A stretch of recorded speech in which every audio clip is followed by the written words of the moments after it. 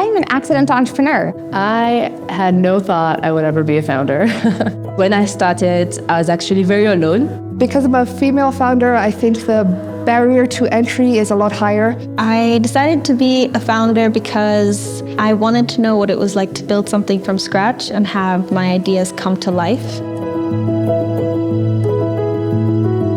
Women Who Build Africa is a community for women entrepreneurs, builders, founders, investors, and future builders on the continent. We created this as a space for those women to come together, to meet, to share experiences, and to tell the world really what opportunities there are and how much talent there is on the continent. I really believe that the women that are part of this organization, that are part of this ecosystem, are building things that will make a significant impact on the future of the economies in these markets. We are really so far from where we should be when it comes to closing the gender gap. We are building products that are designed for 100% of the population, but 50% of the population that those products are made for are not in the rooms where decisions about building those products are made. I'm Brenda, Head of Portfolio Success at Madica.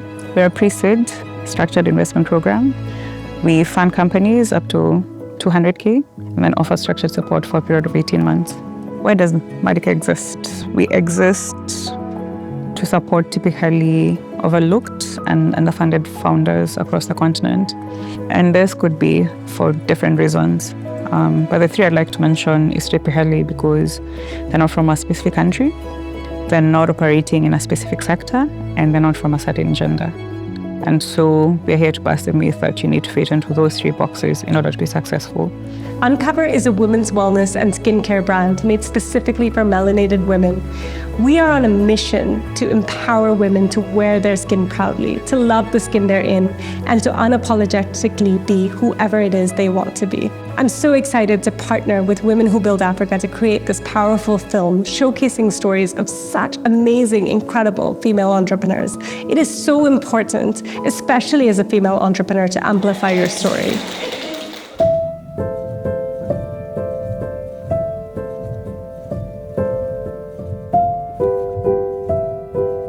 I once read this stat or this story that if a male went for an interview and they only had 50% of the skills, they would act as if they had 100%. Whereas if a woman had 80%, she would kind of talk about that 80%. And I just wish that women had more of the ability to tell their story, to brag, to put themselves out there. It's so important for us to shout on rooftops about how amazing we are. There is an interesting element of female founders being a little bit too real about ourselves, about our businesses. It is like a reluctance to tell a big blustery story and to tell a real story.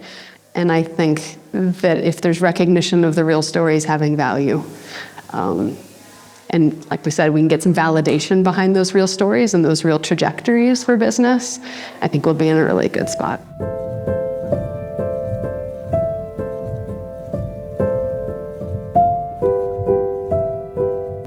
Every day I say, I'm getting up kujenga inchi, I'm waking up to build my country, and that is such a value of mine. And one of the things I say every single day, I'm rising up to build Kenya.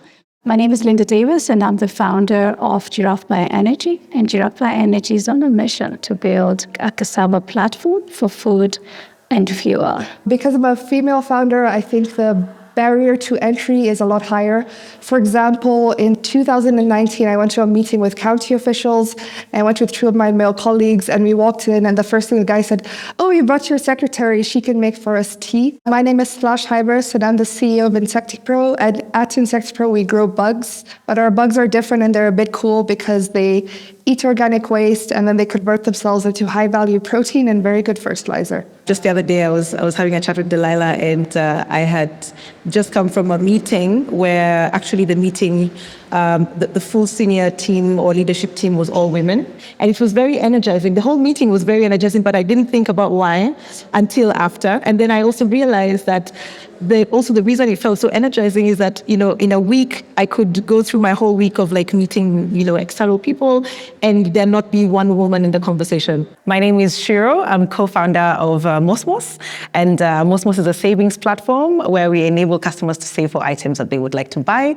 Hi, I'm Sophia, and I am building a world where menstrual equity and menstrual dignity are available for all women and girls around the world. EarthEnable is a company with the mission of making living conditions healthier for rural families across Africa.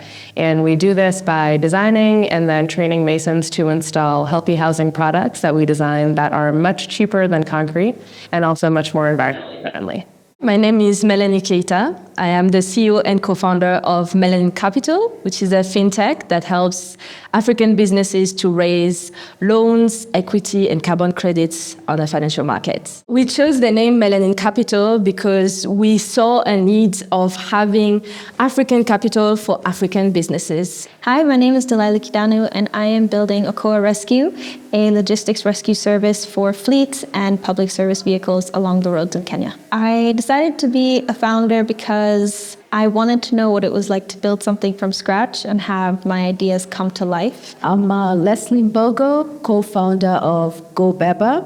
At Gobeba, we are streamlining the distribution of essential utilities such as cooking energy and water. My name is Dorcas Mungereri. I'm the CEO and founder of Solar Gigi Technologies, where we're utilizing AI to solve real-world challenges in climate space fear. My name is Lindsay Holly-Handler, and I'm the founder of Delta 40. At Delta 40, our mission is to increase incomes and tackle climate change in Africa by investing in top African founders, building the most innovative companies across the continent. I'm Sonia Cabra, co-founder of BuuPass. At BuuPass, we are building the digital infrastructure for long-distance transport in Africa. We are in Kenya, Uganda, Tanzania, and South Africa. Transportation is the way that people access opportunities. My name is Lieselot Hederik, but you can call me Lisa, and I'm the co-founder of Nazafa Water Filters. We manufacture and distribute household water filters to empower lower-income rural mothers to purify their water and make it safe to drink. Hi, my name is Megan. I'm the founder of Grounded, which is East Africa's only manufacturer of non-toxic cleaning products. We are super passionate about this very unsexy part of the consumer product space because it's a very powerful intervention for human and environmental health.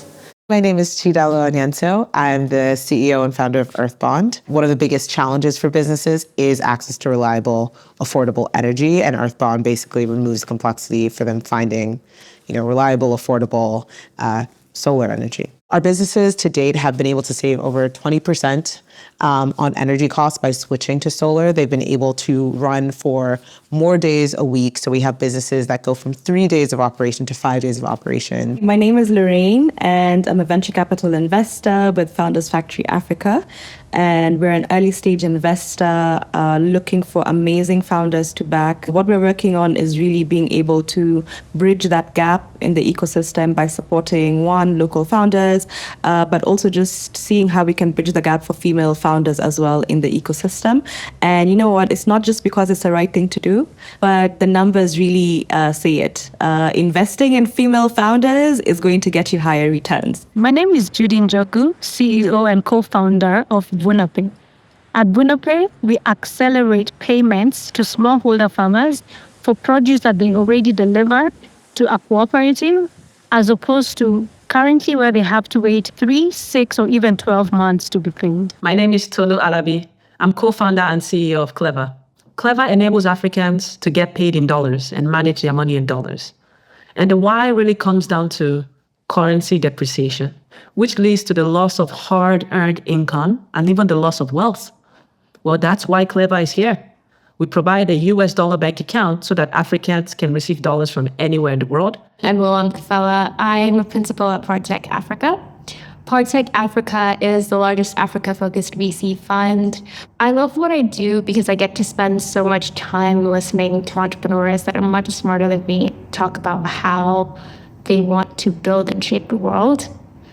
Personally, for me, Africa has been such a big part of my story, my origin, but also what I want to spend and dedicate the rest of my life doing. My name is Tasneem Karodia, co-founder and COO at New Form Foods. Previously, Mzansi Meat, we're Africa's first cultivated meat technology company. My name is Madica Mara.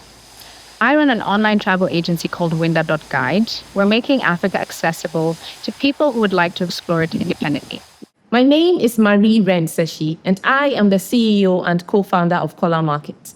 At Kola Market, we leverage machine learning and artificial intelligence to help small businesses grow their sales consistently and to have access to profit-driven financing. Hi, I am Nina Mohanty, and I am the founder and CEO of Bloom Money. Bloom Money is a fintech company serving immigrant or diaspora communities in the UK and across Europe. And our mission is to build tools that serve diaspora communities to build generational wealth. Hi, my name is Noni, and I'm an investment principal at an early-stage venture capital fund. I invest in high-growth, tech-enabled businesses that are delivering products and services to the informal economy in a cost-effective manner. As a former female founder myself, I know firsthand the challenges that women entrepreneurs face on the continent. And I feel duty-bound to support them and amplify those challenges and ensure that they get the funding that they need and rightfully deserve. Hello, my name is Natasha. I'm the co-founder and CEO at WNEnergy. We help Nigerians find quality solar products because people really struggle to find a sustainable solution to our nation's frequent grid blackouts. Hi, I'm Nikki Swartz. I'm the founder of Spoon Money. We are working on a saving and credit solution to support women-led informal businesses to grow those businesses. Hi, I'm Juliette Kennedy, and I'm the founder and CMO of Greenspoon. We are working on transforming grocery shopping because we believe food can change the world. I'm always just very inspired to meet other women who are championing women and women who are carving out a place for themselves in the world.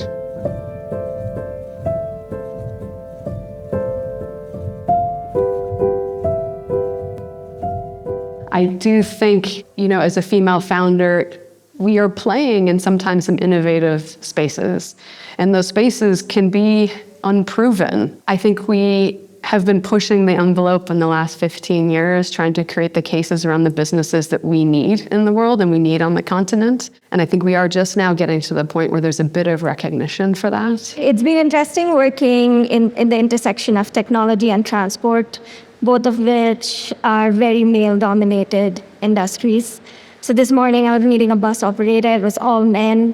Then I was meeting my tech team. Now it's improving, but still mostly men. And it's great to be in spaces like these as well. I think what I'm quite good at is kind of what's really happening on the ground, so to speak. And where kind of a lot of the kind of interest in supporting women is coming from, but often there's a gap between, let's say, some of these big pronouncements, like billions of dollars going into women in Africa, and everyone's like, where is that money?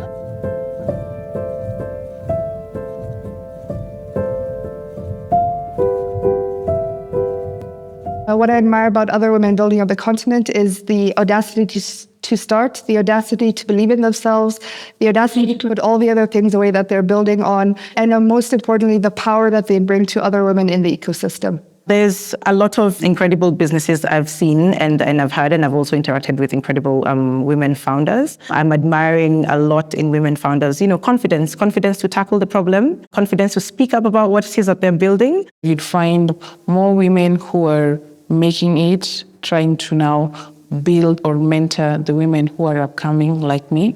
That is one of the things that I always admire, how they hold each other's hand to make sure while they rise, they also rise with someone else. This is the right time for women entrepreneurs in an environment now where, the investors are looking for, sustainable businesses. I think women would win in that area.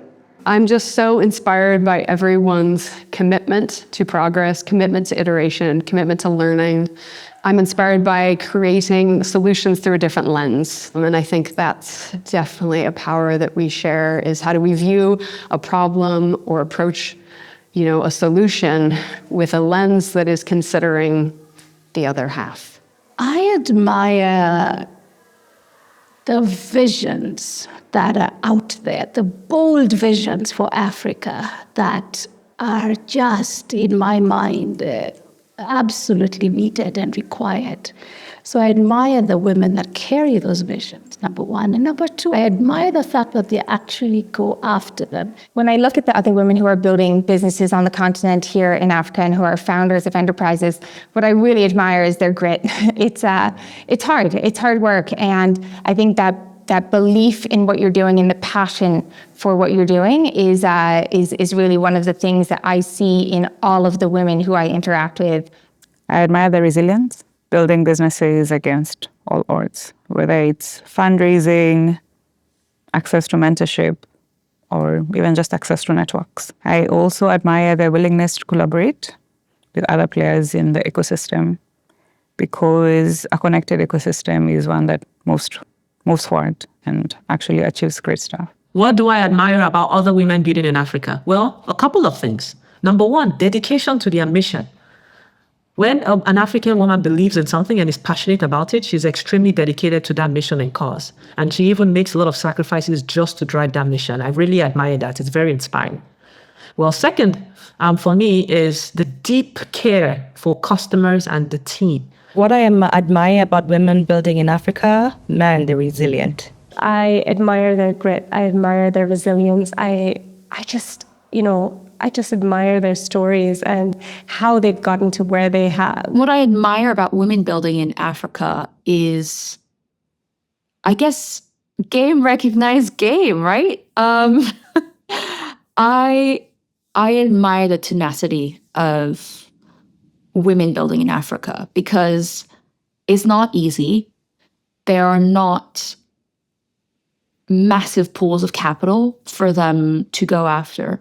And I think they are dealing with not only being female founders, but also similarly to my own experience when I was fundraising, building for a population or for a demographic that a lot of VCs don't actually understand because they don't have lived experience or because they've never even visited the continent before.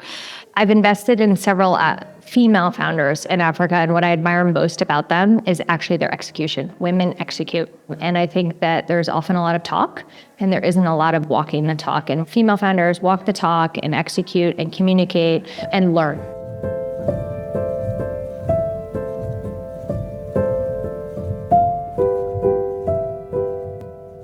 I think female founders in Africa know that we're being overlooked, and we still work hard every day. And I think a lot of people don't see us being affected by that on our day-to-day, but we do realize it, and we do work harder to overcome it. Female founders are undeniably outperforming other founders on the continent. We are deriving more revenue from every dollar invested, we're driving more profit from every dollar invested, and we're actually delivering more exits to our investors. We are also undeniably creating more impact with every dollar invested. And so I just think if simply look at the data, and you will see that female founders are outperforming male founders, and particularly female founders on the front line. So African female founders who receive the least amount of venture capital are actually outperforming any other type of founder. Well, women in Africa are actually the most entrepreneurial across the world, and they are much more resilient entrepreneurs than their male peers. We know that actually for a fact because it's evident in data. We just need to start seeing that being reflected in the funding that's allocated to our enterprises generally. I think the whole world needs to know that women entrepreneurs building in Africa operate in very unique circumstances that I think most of the world doesn't get to experience. One thing that I have noticed is that the women building in Africa really, truly care.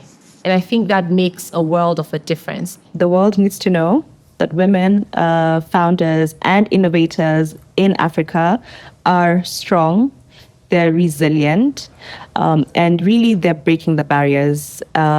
This is traditionally a male-dominated space. A lot of them are building businesses in, again, traditionally male-dominated spaces, but they're not afraid to, go in there and look at how they can break the ceilings. And they're building amazing businesses, and they're creating amazing impact. There are many, many women entrepreneurs in Africa that are actually building things. And we're talking about building important things at scale. we need to do away with the idea of an African entrepreneur as looking at small amount of capital, while that is important, that's not the only kind of entrepreneurs. We are here and we're solving big problems and we're solving them at scale. People need to know about innovators building in and for Africa is that it is not an issue of charity.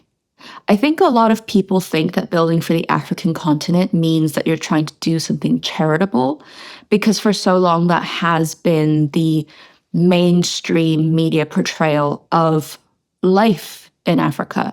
I think the world needs to know that women entrepreneurs in Africa are solving very real problems. They are solving problems that affect their communities. They're solving problems that affect day-to-day lives of people. And they're not just building solutions, but actually building ecosystems. I think the world needs to wake up to know that female African entrepreneurs are changing the world. I want the rest of the world to know that in Africa, there's no one more resilient than a woman founder. You have to wake up every day and do our normal task of taking care of a family, taking care of a household, and wake up actually earlier to even go to the gym and look fabulous, and then start our day and grind with employees, trying to always be better. We are the ones that are always questioning what we are doing, and not in a bad way, but in a constructive way, to just improve our cultures, improve the well-being of our employees, improve the way we're doing business, and improve the way we are serving our customers. So if you are an investor or even someone interested in the African market, you have to start talking to us women founders in Africa, because we are the most resilient founders that you will ever meet. Women are not just entrepreneurs, they are wives, mothers, daughters, sisters, and friends. Women innovators in Africa are ambitious, very determined, and they're actually very, very freaking good at what they do. I'd like people to know that female African entrepreneurs are hardworking. They are resilient. They have grit. They are brilliant. They're implementers. You know, despite oftentimes coming from a very tough background and coming from a society that doesn't necessarily support them, yet heavily relies on them, they always find a way.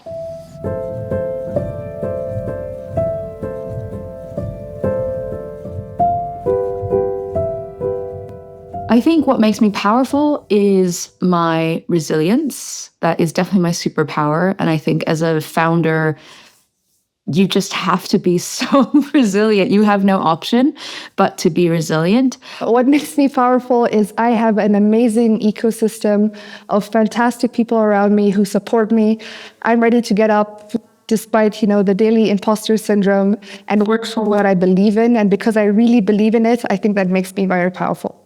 I believe my power lies in my resilience, my grit, my ability to continue, to take a step forward, to pick myself up.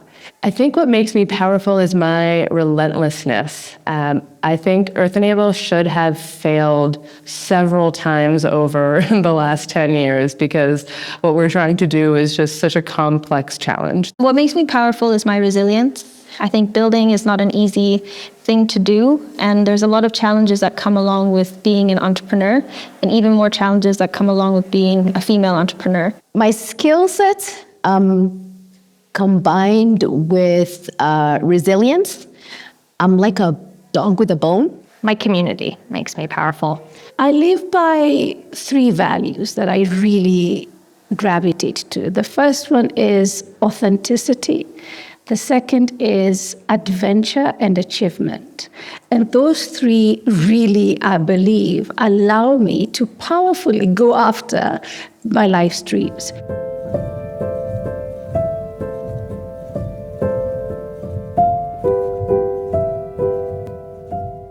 So my superpower is actually that I can extremely multitask. My superpower is grit, hard work. My magic and my power is the ability to withstand and push on, still referring to the resilience and also confidence. I think my superpower has to be my passion. I'm a super connector. It's something that I really hated about myself early in my career, but have grown to really love and appreciate. It's my sense of empathy. Starting my career in very traditional finance, there's this pressure to kind of fit into a very male-dominated culture, and things like empathy were not appreciated or celebrated. But as I've gotten older, I've realized how critical it is in holistic decision-making, and that it's actually not a weakness, that it is quite a superpower. I'm very perceptive. That's my superpower. I'm able to see nuances. I'm able to relate to different contexts and perspectives.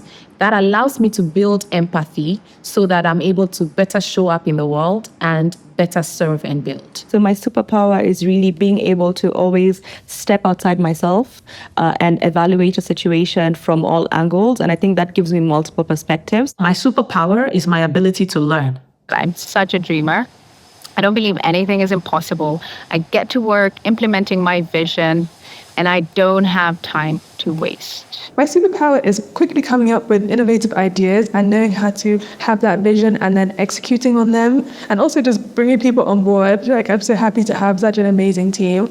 My superpower, I would say, is perseverance.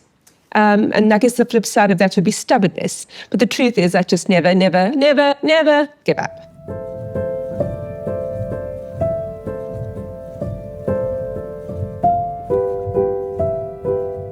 If I would describe myself in one word, I would say chameleon. So I'm actually from two cultures. My dad is Senegalese, Congolese. My mom is French, German. So I really had to learn multiple languages. I had to adapt to multiple cultures. Empowering. Curious. I think I'm pretty fantastic. Curious. My one word is kablaza. Do I have to describe it?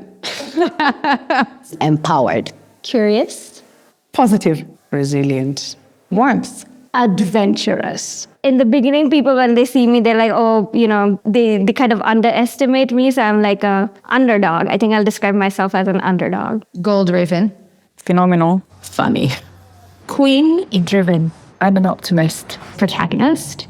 I think as women, especially operating and building in male-dominated industries, taking up space and being a larger part of the story and showing up in the story is so critical and so crucial. I'm headstrong. Dynamic. Has to be resilient. I am tenacious. Committed. Energetically committed. Tenacious.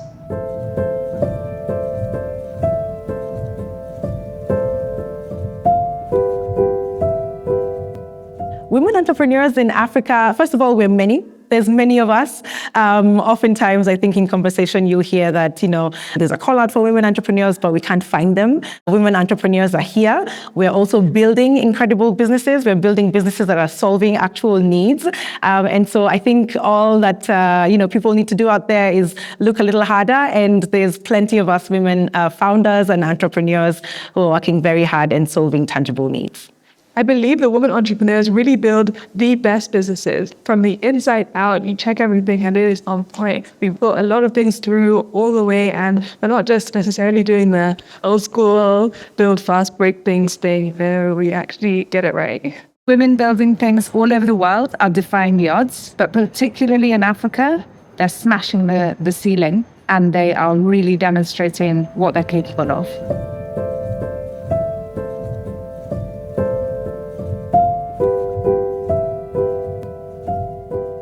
I want the next generation of women builders on the continent to have more access to the support they need, the funding they need, and also the inspiration they need to build. I think there are so many women who have potential to solve real problems that they see in their day-to-day lives, but they face so many barriers to doing so. So I really hope we find a way to bring more of them into the room, to allow more of them to make decisions, to become leaders, and to use their talents to build businesses that will really impact these economies. We all know that only 2% of funding goes to female founders. We know how hard it is for female founders to raise capital, and this is despite the fact that female founders do better than their male counterparts.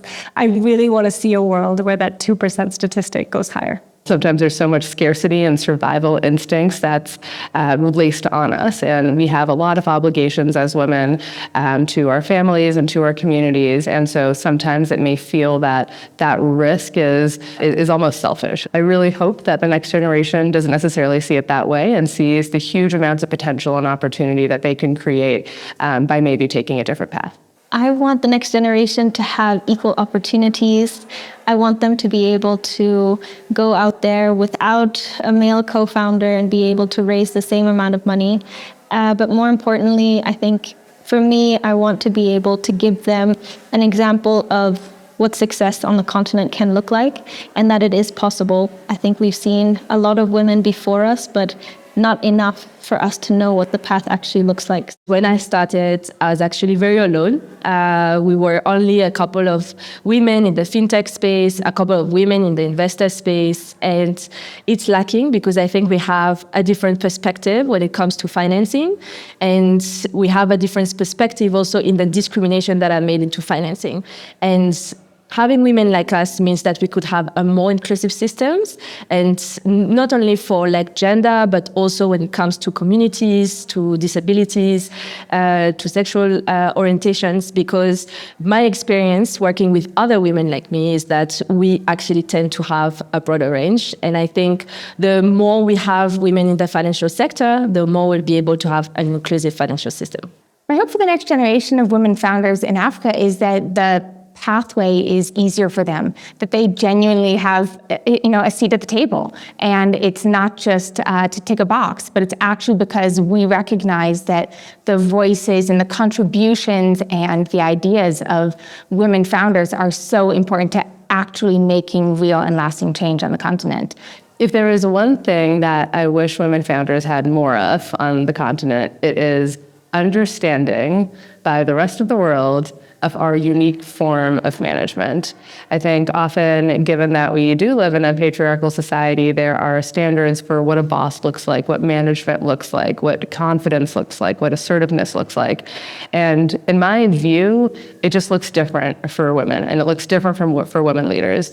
We act with a different framework, and we might think about problems in a very different way. And in my view, that's not weakness if we're not being overconfident or overly arrogant about something that we believe. It's instead a humility that I wish that instead of saying, oh, you need to be more masculine, you need to be more male in order to demonstrate confidence, I wish instead it was that men would act more feminine and show that same kind of humility and grace, and the fact that we don't know all the answers. I would say support and community. Just to give an example, I'm part of an incredible community called Women Who Build Africa. And why this community is very special to me is because it provides a space for women founders, women entrepreneurs. The obvious answer is funding. So a lot of women are over-mentored and underfunded. And we need to have more capital injected into women, solving problems and building Africa. It's very difficult for female founders, especially to raise. There's a lot of statistics on this. I think the biggest thing that I wish for females is to really also take a look at how do men support each other. It's not competitive. It's really seeing as the pie can expand, not the pie is taking away from. And so for me, I hope that more women just see the opportunities that present itself in enriching more women. What I'd want is women to come up strongly, come out, build, explore. That is the only way you will find where you belong. Take the leap, run the task, run the experience that you need to understand, can this work? How does it work? And what needs to change? What needs to be true for this to really scale? I want the next generation of African women to take up space and tell their stories. Their stories matter, but they're not told as often. Well, as an African woman founder, and to all African women founders out there, let's keep pushing, let's keep driving, let's keep going. We've got this.